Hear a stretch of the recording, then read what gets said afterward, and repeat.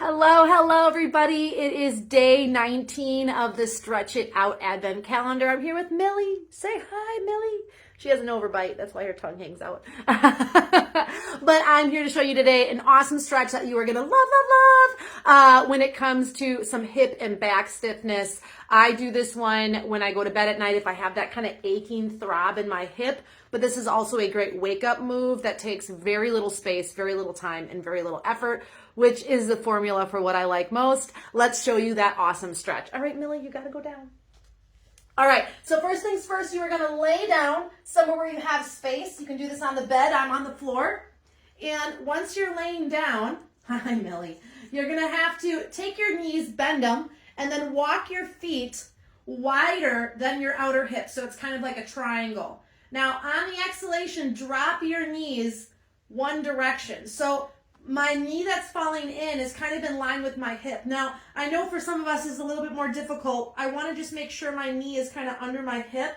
Usually people just need one space wider. Once I'm here, pressing that inward falling knee down and allowing that hip to lift, I can really feel that up into my lower back. This stretches the psoas that goes from the inner groin to the lower back. This stretches through the quad, through the outer hip and thigh, into that lower lumbar. I love this move. You can take your arms out to T or cactus, even look the other way, but here's the kicker. Take your outside leg and drop it over your inside falling knee, and then just breathe deeply. Allow the back to arc. Really try to feel where there's tension, bring your mind there, and then exhale into that space. And now if your knee bothers you, do not cross the knee, the ankle over the knee. Also, if the knee is sitting higher than the hip, you're not going to cross, okay? Just let gravity do its thing. Slowly come up, and then do the same thing the opposite side. So knee falls inward. You might feel some tension from the inside of the knee to the outer hip.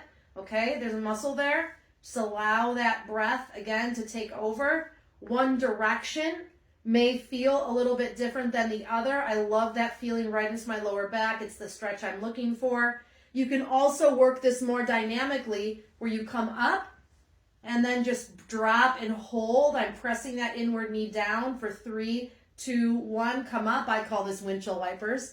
And drop down and hold. 3, 2, 1, and then come back up. Do that 3, 4, 5, 7, 10 times, however works best for you. So you have 2 options with this stretch.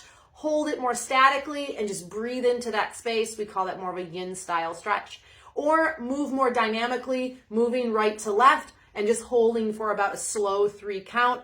Do that until you notice that the tension and tightness starts to dissolve. And remember this, just because you feel tension in the stretch doesn't mean it's a bad thing. What it means is that you're finally addressing what is your biggest pain point. And that is a good thing. All right, stay tuned for tomorrow's quick, simple stretch. Make sure you share out this video, like this video, and let us know over here at Mother Trucker Yoga that you appreciate the content that we're putting out there for you. All right, you guys, have a great day and happy Monday.